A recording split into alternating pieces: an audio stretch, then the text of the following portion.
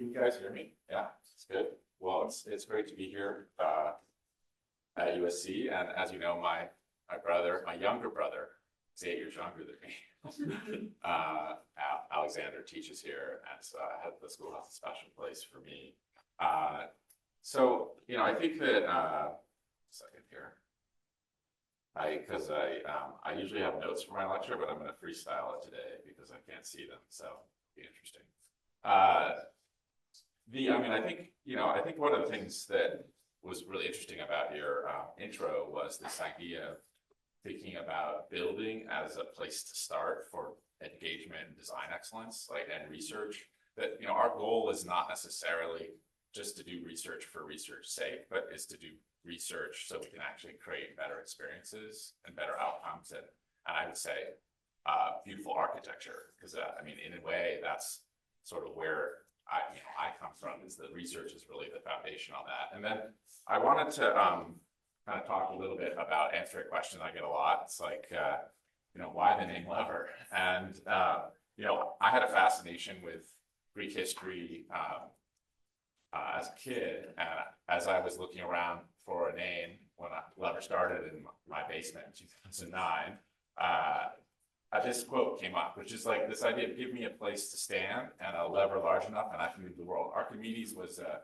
polymath, an architect, an engineer, and he described the three types of levers, which are worth looking up because they actually are the foundation of modern mechanics. These are the tools that we use every day as contractors and architects to build buildings. And I think it's important to think about maybe architecture less as a end result, but more as a tool. And I see it as a transformational tool where, you can, I think now it's a transformational tool for thinking about architecture to be a more regenerative force in the world. And so, it's not, I think at this point, not just about being sustainable. We need to be more than just that idea of sustaining. And considering how we can really move our practice from, I would call, the extractive roots that, underpin how we build and have built for thousands of years, to one that can start to really repair the landscapes, communities, and ecologies that, while not on the site we're actually building on, our buildings very much impact. So I hope that, I hope that we'll really kind of impress on you three things today with this lecture. One, that primarily that materials matter, and where they come from, how they're produced, and who puts them together actually has, a direct connection to some of the big issues that we're facing as a society: housing, economic equity, and climate change. But they also matter in terms of architecture and experience and beauty. And I think for me, I think of architecture almost through a culinary lens. So, just thinking about architecture, like maybe thinking about cooking, that you have these sort of set of ingredients, you're kind of looking for the right ingredients, but you're also potentially looking to cultivate new types of ingredients and experiences and connecting to the land where that material is from. So that's, I think for us, a big piece of it. And two, I want to share the evolution of our practice and how we work to apply this ethos on our work in research and engagement. And I think sometimes it's just, one little innovation, like one thing we're trying to do. People ask, how do you do so much research in your buildings? Is we focus on not doing too much. So sometimes it's just the connection. And sometimes we're doing really large projects like this thing. After 8 years, we finally finished at NBC Universal. And then other times we're doing projects for a couple. It's a landscape architect friend. This was in the New York Times 2 weeks ago, which was shocking to me, but a little house, 1,200 square feet, for them to age in place. And I think that the same ethos and the same interest is important to sort of, keep as you're looking at different scales. So Lever's based in Portland, Oregon. We do have an office in LA. I grew up in Santa Barbara, California with my brother. So, I'm very much a Californian, as you might hear from my accent. So I identify with many people who are also from the state and kind of grew up in that type of environment, which is very different. And, but the Northwest is similar to California, but it's, I think, even a more intensive version of it because there's fewer people. But we also have this sort of precariousness and connection to nature. This is Mount Hood. If you come to Portland, which I had never been until I moved there, because I was Californian, you'll see sort of how close and how near nature is to the city. And the fact is this is an active volcano that's 50 minutes from our house and could pretty much blow. We don't think it's going to, but it could.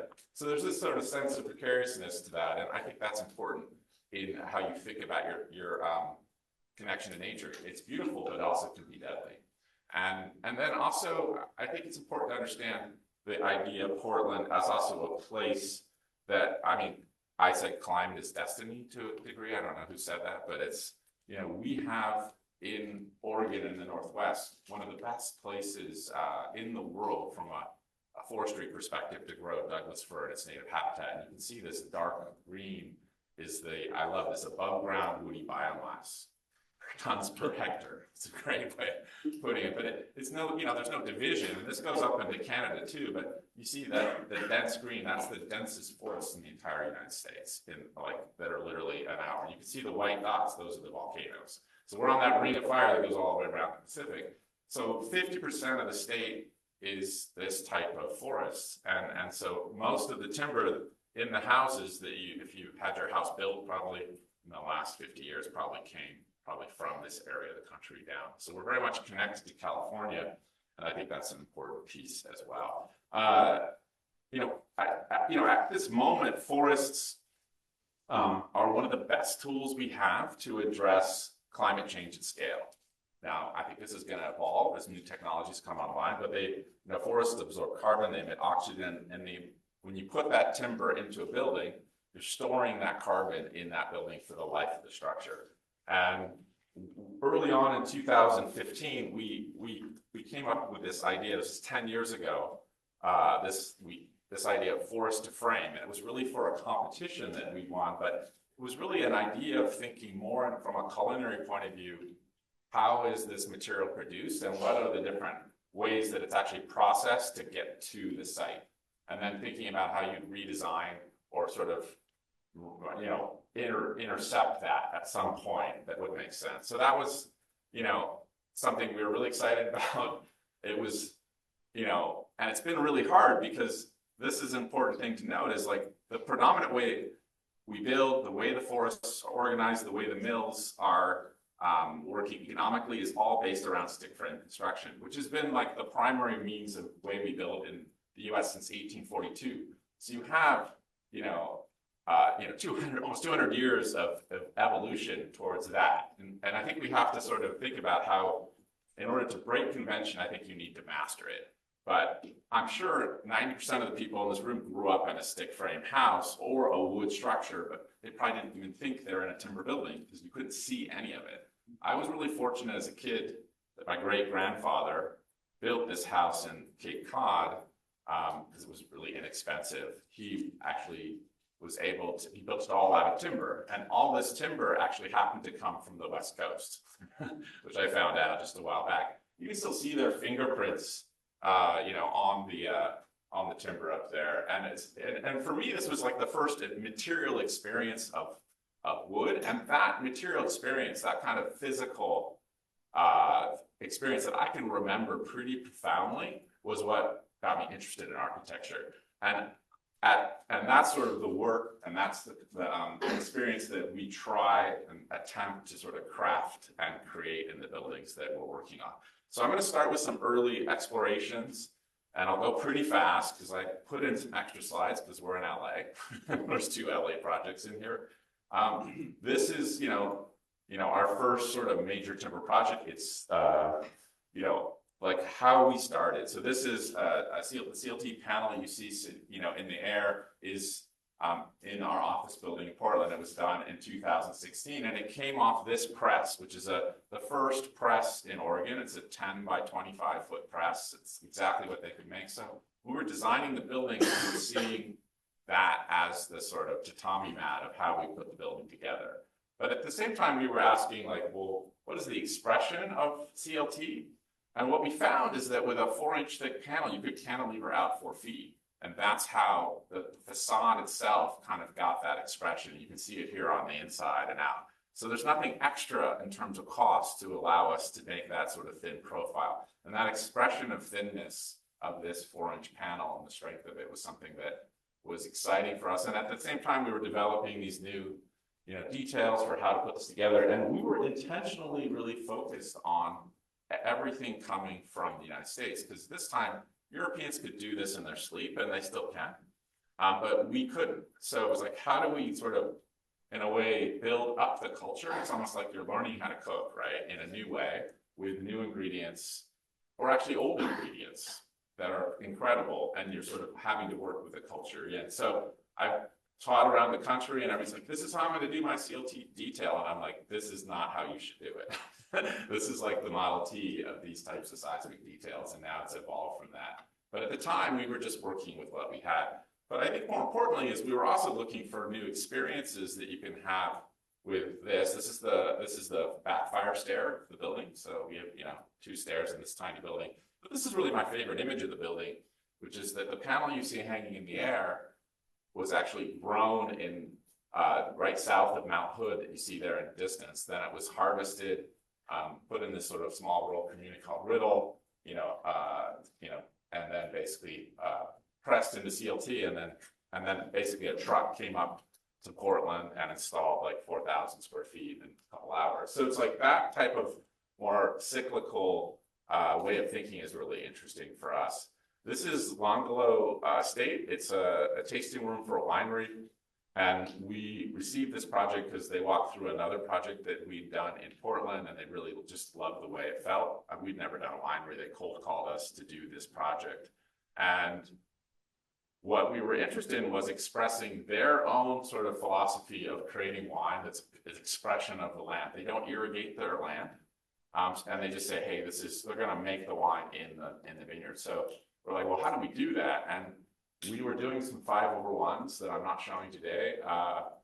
And we noticed that you have these glue lamps at the top of the headers. And we're like, where are those coming from? Well, they come from Oregon in a plant called American Laminator. So we called them and said, can you make a really nice version of this? So all the timber in this roof was $16,000, because we're like going right straight to the source. And that's something that we've been doing. And I think it's also a tradition of architects working on low budgets in Los Angeles. So the expression of that. And then we did this other project, which is kind of the city cousin of Longfellow. And we started here to use stock glue lamps that are made by a company called Roseboro. They're the largest stock glue lamp manufacturer in the United States. So we started with the sizing charts that they have in their stock. And then we sort of looked at the spans of how we can make a really efficient structure. This is called Flex. And it was a speculative project that's now the African American Youth Center, because the owner loved it so much he wouldn't divide it up. So it's vacant for like 2 years until he sold it to this nonprofit. And the funny thing is he's actually from LA.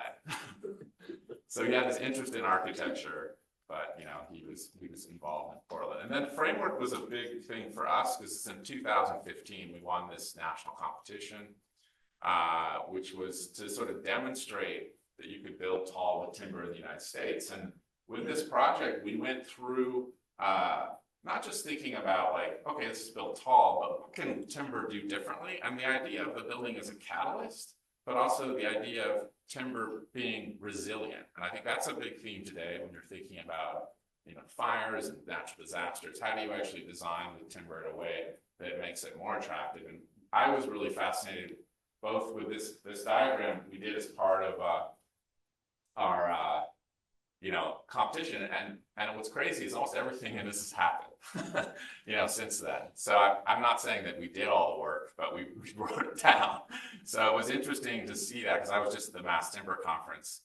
I organized a keynote panel that Wednesday. When we started that 10 years ago, there were 500 people at the conference. And this last conference, there were 3,300. So literally on Wednesday, I spoke to 3,000 people in one room. So it totally changed in terms of what's happening. And the thing on the right for me was this idea that wood can be incredibly resilient. These are 1,000-year-old living structures, living things. And thinking about a building that could be, in a way, have an earthquake hit it and then self-center, just like a tree when the wind hits it. So that was something that I'll get into a little more detail. And then we did over 40 acoustic, seismic, structural, and fire tests. So it's about $1.5 million worth of testing. And we did full CVs, had a permit for the building, did a lot of other testing that we continue to do, and unfortunately didn't get built, partially because the low-income housing tax credit market collapsed when the president, who's now president, got elected in 2016. So it's kind of one of those things. But the amazing thing is all the research in this project has actually been used in other buildings. Like the details we developed and tested on this project are what's in the Ascent building in Milwaukee, because they have that ability to do it. And what's fascinating for us is maybe we're a research-based practice, but now we're building research labs. So this is the Oregon Acoustic Research Lab. Will be the first academic-focused research lab for the University of Oregon, the grant. So it'll basically test assemblies for acoustics. It's based on the spectrogram, and it has a really interesting sort of look. We're also doing a fire lab, which I won't show you here. It's just a big concrete box. That's at Oregon State University. That's happening too. But the one that's really exciting for California is this. This is Timber Labs CLT factory. Timber Labs is a division of Swinerton, obviously a big contractor in the biggest, I think, in Southern California. And they're investing over $150 million in this plant. It actually broke ground a couple of weeks ago. And it's a state-of-the-art CLT factory that will basically be able to fabricate every type of CLT that currently is only available out of Europe, which means they also bought a glue lamp manufacturer that actually did the glue lamps for the Longlow winery that I showed you. And they bought a mill, and that's really key because they can then now machine stock at a very thin dimension, which is what creates really efficient panels that you see out of Europe. So this is also an opportunity for us to like design a building that's almost completely out of wood. It's 1,000 feet long, 210 feet wide, and using a really interesting hanging glue lamp detail. It's all going to be made in Oregon, and the glue lamps for the span are about 100 to 120 feet long. And it's also glue lamps for the roof, and then SIPs for the wall. So we're excited to kind of explore that as well. So I just kind of giving you a little intro. And now I'm going to get into a couple projects. You saw the slide before, it said hybrids. When we started working, we had all this pure timber buildings we were doing. When we started really working with clients, not everyone was ready for a timber building. So we did these two buildings for Adidas. This was a competition that we did with a contractor and also interior architect Studio Plus out of San Francisco. And this, when it was completed, right at the end of COVID, was pretty much the largest kind of timber adjacent project for Adidas in North America that was completed in that time frame. And this is, just to explain, Adidas North America's headquarters is in Portland because Nike's headquarters is in Portland, so people understand why. And this project was basically, two buildings. On the left, 180,000 square foot sort of marquee headquarters building, and then on the right is their fitness center. And Adidas wanted a building that really created an entry to their campus. Nike has this amazing campus, they have a parking lot.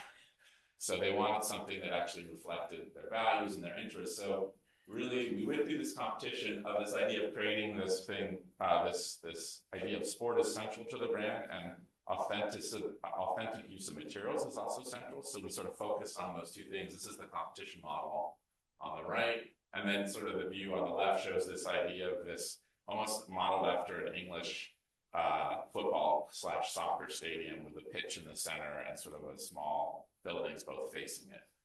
So we also I was personally really fascinated by Adidas' use of materiality, where they'll take an old shoe design and then use new materials in a subtle way to sort of change the reading of it.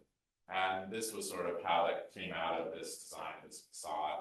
So every window in this facade is the same, and every panel is the same. They're just shifted by the way the CLT cantilevers. But the most sort of radical thing that came out of this project was this hybrid of precast concrete and CLT, which I call a double. It's the double TCLT. And that's actually coming out of a lot of technology that was developed in Los Angeles with Pankow and precast parking garage. So in order to build this entire project in 23 months. So 500,000 square feet built in 23 months. That's what Adidas wanted, including a 600 space underground parking garage. The only way we could do that is to do the parking garage in precast. So we did it in precast, and then we had the thought, well, what if we changed and created this system that's a little bit different when you get up out of the garage, and we developed this perforated girder system that you see here. And we were able to build 180,000 square feet of shell and core in 6 weeks in the middle of the winter. So it was so fast, pretty simple. And you can kind of see it here. There's no steel in the connectors. It's basically a concrete bucket that these things sit in, and it's tied together with a slab. You might recognize the tread patterns if you know your shoes. And then this idea of creating a building you could rip everything out. That could be maybe housing, but there's a flexibility built into it where there's holes that don't have anything in them in the slabs. It's a way of creating a system and then deploying it. So 843 North Spring is a project that we recently completed last year in Chinatown. And for me, this was a bit of a passion project because I grew up in California, and it was an opportunity to take some of the ideas that I knew from the climate of growing up here and combine them with thoughts around using cross-laminated timber in the city of LA, one of the first times. But also, more importantly, thinking about, returning to design that is more connected to the exterior. And this was a book I read, Nature Near. It's kind of an obscure book of Neutra's late essays, and it's fun read. I mean, it's a little dated, but what he fundamentally talks about is the importance of nature, not just in terms of beauty, but in terms of health, physical health, mental health. Neutra was very connected to Freud, and I think that that's something that's really important today. And I think that we were really keen on creating buildings. This is pre-COVID when we started this. It took a long time because it's LA. And it was an important sort of aspect of this project. Like, could we create a new type of office building, which is really an old type of office building, or a kind of classic type of office building that you would have in Los Angeles before air conditioning? And so we were interested in that. And also, we were keen on, this is just me personally, my favorite movie growing up was Blade Runner. Very, very much shaped me, just like Star Wars did, if you're from my generation and my age. And I mean, that's a classic Californian. I wasn't, looking and going to museums. I was going to Star Wars 6 times when I was 10 years old.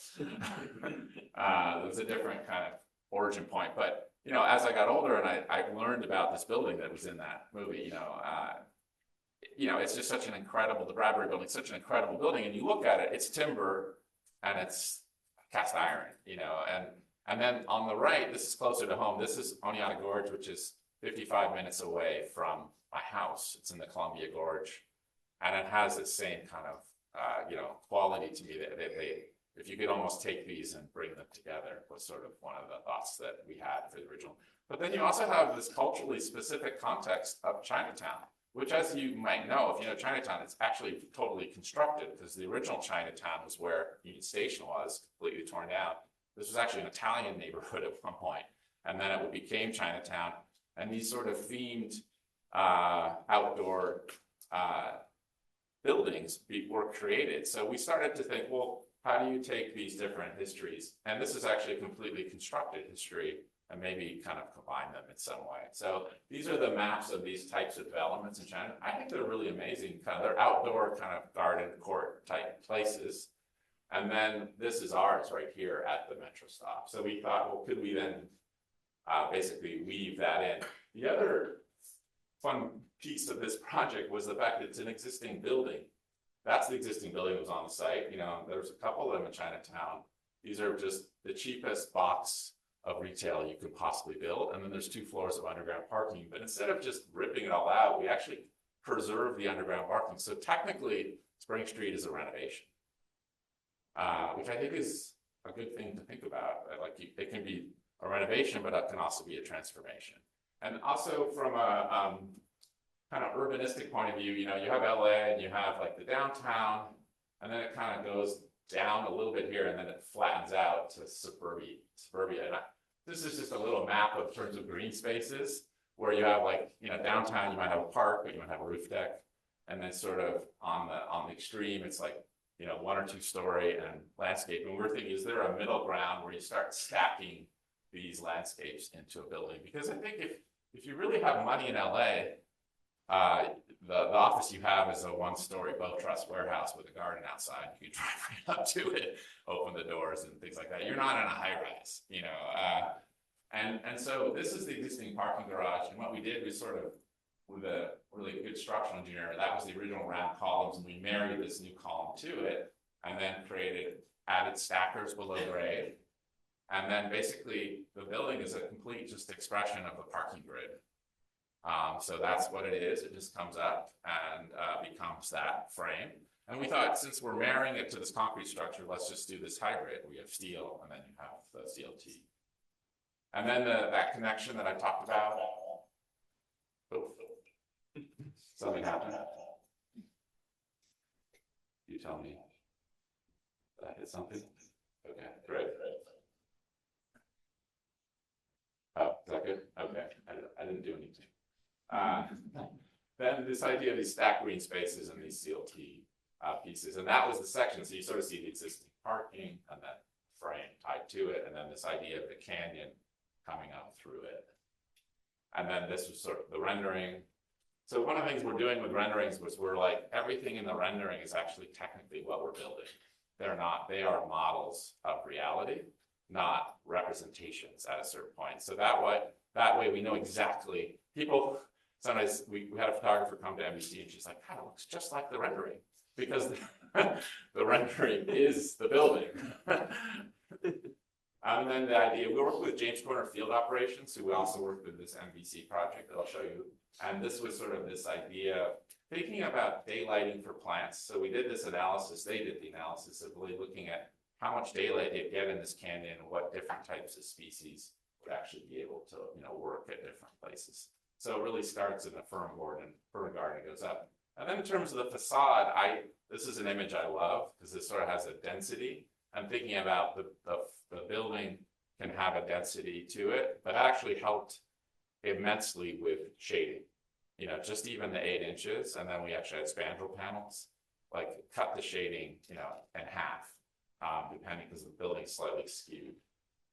And then sustainability, but I would really say a more regenerative idea, like, there's, all the water is captured. I mean, there's so many rules already that you really, when you're doing a building in LA, you're already dealing with this, right? Anything new. So we have, many thousands of gallons for capturing the water that's coming off the roof to irrigate all the landscape that you see here. So it's all in cisterns. And then this is kind of nice because you can sort of see in the simplest way how this goes together, right? There's a truck that's parked and these panels just come on. They're just put into place.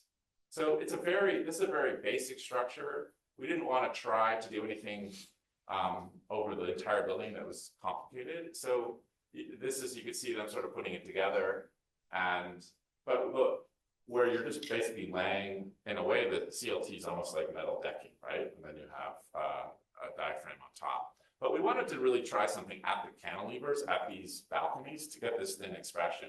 And those are true, like, CLT steel hybrid elements. You can kind of see them here. These right here. So if you zoom in, this is what we're doing, and but to me, this is sort of like the culinary aspect. Is we went to the steel chart and we're like, what's the strongest piece of steel that's not super deep that can give us the cantilever we need? We started with that size, and then we rabbited in this CLT, and it sits under there, and then you can sort of see how that works. And then this is the top where it's basically sloping to drain at the edge. And this is kind of I can turn this off. Oh, forget it. I don't know how to do this. I'll try the other one, but it's just good to kind of get a see. There's this connection to the platform of the metro. So probably, I think the best view of this building is from the metro platform, which for me is kind of a nice public gesture, right? That in an area that's not really super nice to walk around in, that people staying in the metro have this connection to it. So I'm going to just take you through the building. And it's really a journey up this canyon. I think you'll get it. I just go through the images. This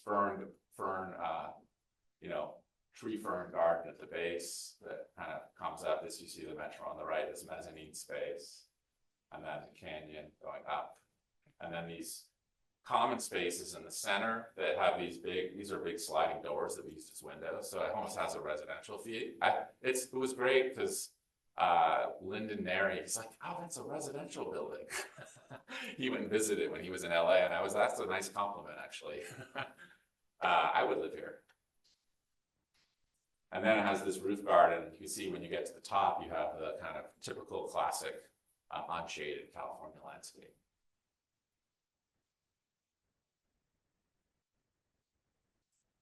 I love this. To me, it's like two subway cars ready to go. Of course, ours does not move. So NBC Universal is a competition that we won 8 years ago. We weren't really allowed to talk about it, but it was big here in Timberlake, Boland, Smolinski, Jackson, and us, and we were clearly a little bit the dark horse in this space.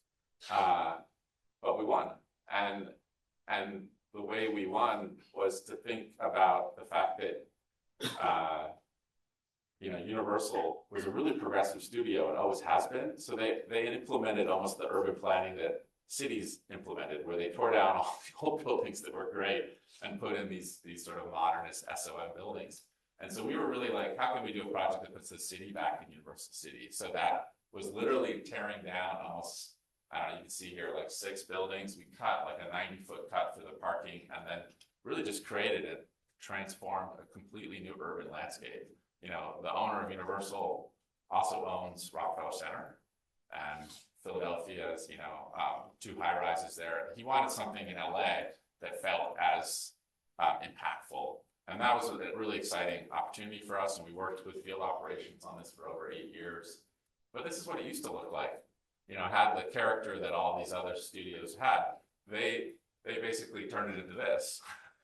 This is what it was when we arrived. It was just a big street, where people would park. And these are some of the early ideas of this building that instead of being the stacked high-rise was sort of stepped. So that allowed the light to come into the green space.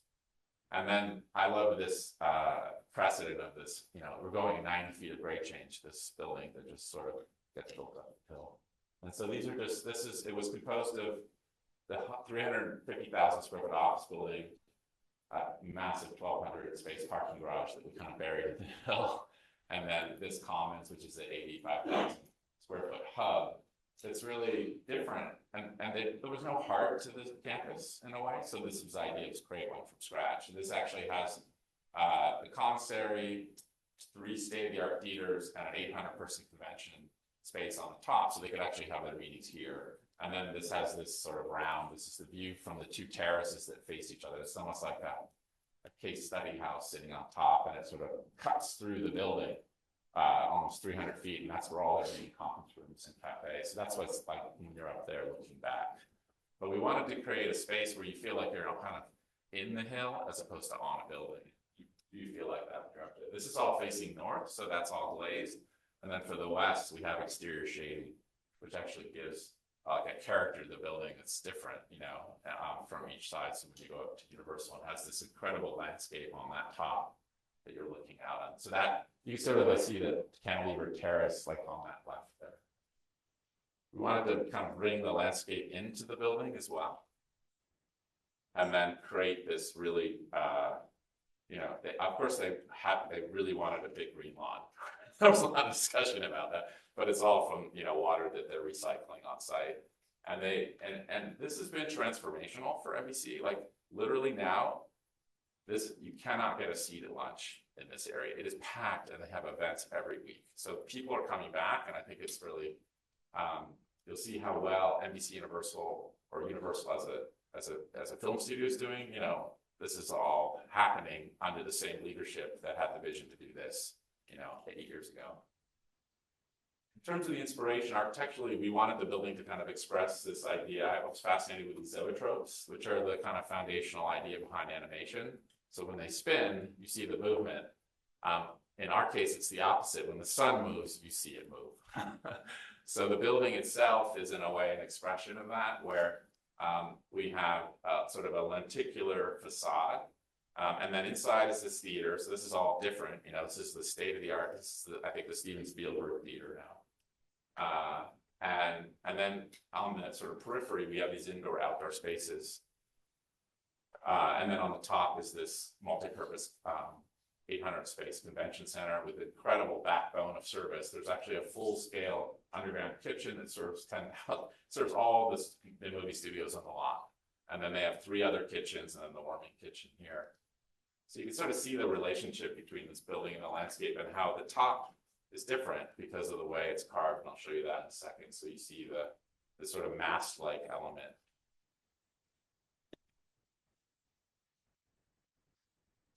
This is from the mock-up. So we're actually testing out the rotation of these to get the reading of the element. So it's, I mean, I was a sailor as a kid. I was kind of fascinated with these aluminum masts. So just, we could develop an extrusion. You know, now I probably maybe wouldn't do it out of aluminum, what I've learned. But at the time, you know, you're sort of worried about other things. And now that's changed the way I think about this. We actually wanted to do this as a timber high-rise, but that was just way too early for LA to even consider. Maybe we're still too early. So this is a hybrid of old and new. This is very close to my house. I live actually right, I can actually see my house up on the hill there from this. These are an area that was the exposition space in 1905 for Lewis and Clark. And it was 2 old buildings. They didn't really look like each other, but we had to strip them down to seismically, you know, retrofit them. And then we just basically were able to find all this material in them, and then we used it to rebuild a connector between them. So it's just this idea of screw laminated timber creating something that's totally different. So I'm going to speed up a little here because I'd like to have time for questions. But you can kind of understand, we re-cataloged this stuff and then really created this new space that's a bridge that connects these 2 things. But I think for me, people sometimes focus on, oh, you're really focused on wood and research. What we're really focused on is beauty. And beauty comes from craft and materiality, and understanding and mastering what you're doing, and really knowing what it is you're actually building. So I think you think about a chef, like, they know how something's going to taste when they're cooking it, right? They know enough. And I feel like architects can return back to understanding the materials and the craft in the way that they know what it is they're going to do. And you have to practice a lot to get there, but I think it's something, if you keep things simple, you can. These are some libraries, more current work. This is a library that we're finishing right now, but what's fascinating to me about it, it's a hybrid of an old historic building and a new mass timber building. So actually, there's a Carnegie that we're restoring completely and you know, opening, and then it's connected on the other side of the block to a brand new mass timber building. And you have these 2 entries, and it's also the headquarters for the Multnomah County Libraries in Portland. So you can sort of see it here, really complicated. That's the Carnegie, oops. That's the Carnegie, that's the Children's Library, and then there's the teen space, and then you come down onto this other street. And so this is actually just glulam, it's not CLT. So we built the structure, 2 stories of glulam, and then came back with the timber. And this is this beautiful Carnegie that was all cut up. That becomes and it connects directly through to this new space, reading room. That's all just glulam coming out of Northwest Washington. Just beautiful timber from this company called Vaughan Brothers. They have a forest cooperative, and you're just like, I don't know, thinking about like the ingredient analogy more, you're like, my God, that's just an amazing piece of meat or piece of vegetable. This is, if you know your stuff and people walk into this space, they really appreciate how beautiful this timber is. We also were looking, you know, to sort of have an expression of this, it's weirdly important. This building has a red tile roof. So we were like, okay. The Historic Design Commission was like, how is your building going to relate to this old Carnegie? So this was the kind of strategy that came out of it, is developing this custom brick, which is a version of a parapet brick. If you guys know what that is, the brick that sits on top of the wall. We just got the manufacturer to just do a slightly new, deeper profile for that and stacked it. but it's really turned out. It'll be done this summer. But I love this sort of hand. Reminds me of these Roman walls that are sort of ruined. Oh, sorry. And it's quite beautiful. So material sourcing, I'm going to flip through these pretty quickly. This idea of intentional material sourcing came out of this project, which is a headquarters of the Nature Conservancy in Oregon. And they wanted to rework their building, but they also wanted to use materials that sort of express their values. So this is one of the first FSC certified timber buildings in Oregon using domestic timber. And so we wanted to create a space that really expressed that. And also provide a garden that they could use for testing plantings. But more importantly, on this one, we used this timber called juniper that is something that grows, is a native timber to Eastern Oregon. Because of fire suppression, it's gone kind of nuts. And basically it sucks groundwater out of the ground. So we want to try to find a market for cutting it down. So we created this facade system that you see here. And we're starting to do our next project with that, but by using this timber, sourcing it out of Eastern Oregon, we restore like 800,000 gallons of water into this landscape that allows the habitat that used to be there to return because there's water. So that to me is like a really clear way of explaining the idea of a regenerative choice on materials. Meyer is taking some of the ideas around materiality and applying an equity lens to it, where we're really focused on, this is where in the area that was the former black neighborhood, it's still a black neighborhood, but classic to most parts of America, they put the freeway through it. You can see there in the distance, this was a tow lot. So they took this really terrible piece of land and they returned it to this foundation, purposefully talked about doing this. There's a really amazing organization called Albina Vision Trust, and we're doing almost 15 projects in this zone of the city. But we were really keen on developing techniques for sourcing regionally. So all the timber comes from these locations. And this is starting to get scaled up. You might have seen images of the Portland airport. They did this same thing at a much larger scale, which is really exciting. And then we also use this new material called mass plywood, which you see here. So taking a material that was originally intended as an industrial product that's made in Oregon and turning it into something, elevating it. So I got to do this. This is the Neri shake table test. And I want to turn on the sound here, and I'm not going to be able to do it. This is too hard. So tell me how to do it. All right. That's right.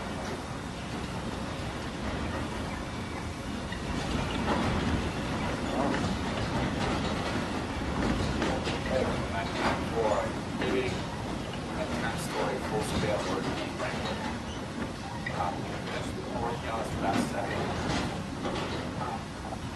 with a National Science Foundation grant, and for the architects, all the scientists are pretty smarter than we are, but there's like 900 sensors in this building. And it's right near Miramar. It's the largest outdoor shake table in the world. And there'll be a little flash in the background, so fall down. But we did this building with 11,000 years of earthquakes with no damage. So this is a big deal, and this is just the first iteration of it. But so to me, that's what's really exciting, that you can, through this sort of process over 10 years, we're sort of demonstrating the value of some of these systems. This is also a sort of another blue sky project that we did for a large tech company that wanted ultimate flexibility on their floor plates. So it's a 45-foot. They wanted a 45-foot span, so we said, okay, we could do something like Adidas, but maybe we had this idea of like creating a composite beam and also doing a exoskeleton, so no cores. It's just a timber, hybrid concrete and timber exoskeleton for a seismic region. And so we developed this prototype here, and it's also an air duct. So we got rid of all the sheet metal for all the major supply and return. We coated it, we had it tested, and then this is sort of the kind of DNA of the building, really sort of looking at how to sort of do that. And then what was was so exciting for me is like, I remember just a little sketch and I'm like, this is never gonna work. But it started to work more and more, and it worked from a structural point of view, it worked from a daylighting point of view, it worked from an acoustic point of view. So then we ended up actually, doing a full performance-based design. So, framework, I forgot to mention, was like a performance-based design, meaning that we actually had to go through the testing to demonstrate something that's outside the code. Same with this one.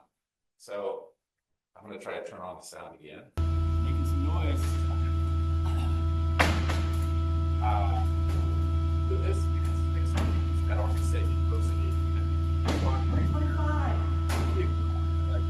Wow, you can see the bend of his hand. Yeah. Pressed onto this. You have to like press this really to demonstrate the Rotation. the structure turns off. This is correct. And they failed. There's the failure, and then they stop it. Well, we pushed the failure to the middle,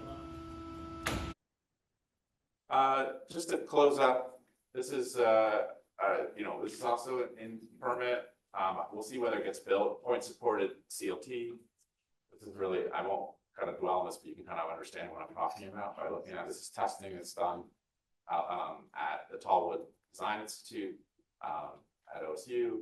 And then this is, I think, a really interesting project to talk about, because it's, there's our office and there's this project. This is a 100,000 square foot art school for Portland State. They never had their own building. And we wanted a building that expressed its location on the park blocks from a kind of exterior point of view. But more importantly, we were working with Timberlab, and this building is now probably the most advanced building in terms of how it's coordinated in pre-construction. So the entire building is to an 1/8 inch tolerance. So 200 by 200 by 75 feet, 1/8 inch tolerance for the structure. And the reason that the way we do that is literally every single element that goes into that building is in this model.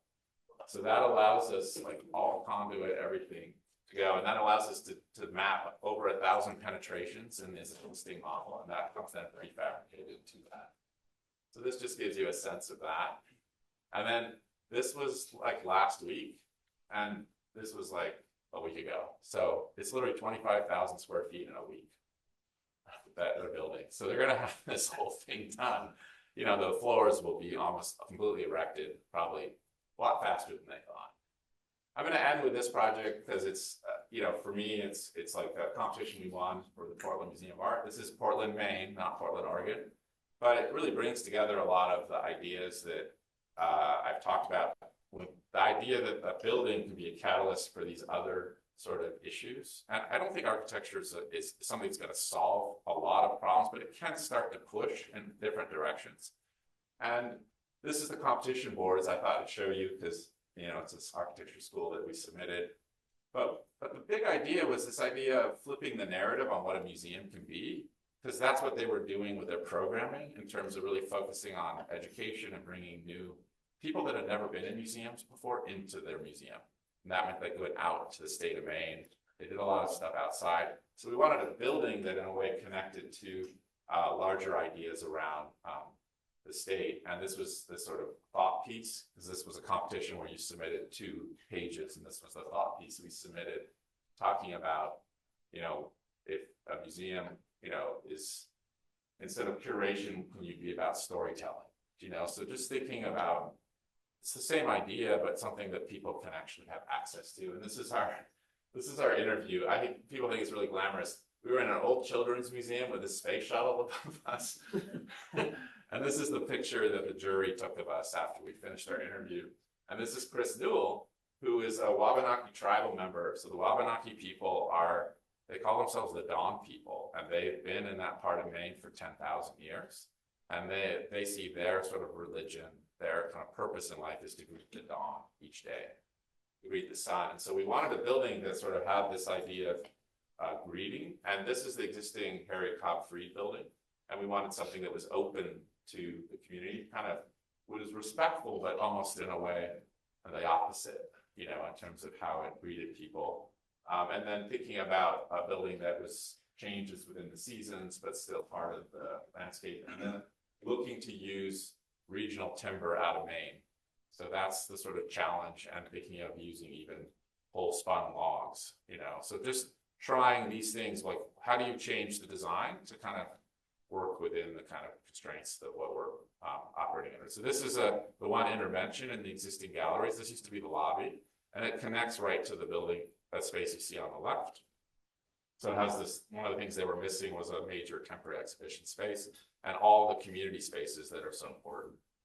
So then a cafe on the top, and then this multi-purpose community theater there. But I think that I just wanted to end to say, I think this is one of the most exciting times to be an architect, because, when something like this is happening, when a new structural system is getting kind of introduced, there's an incredible opportunity to kind of innovate and to sort of think how you might do things differently, because, we had concrete, we had steel, and now we're sort of in this timber age that's just starting to happen. And so I'm not saying everyone's going to be involved in it. And if concrete was, if they come out with a concrete that's more sustainable in timber, I would do concrete.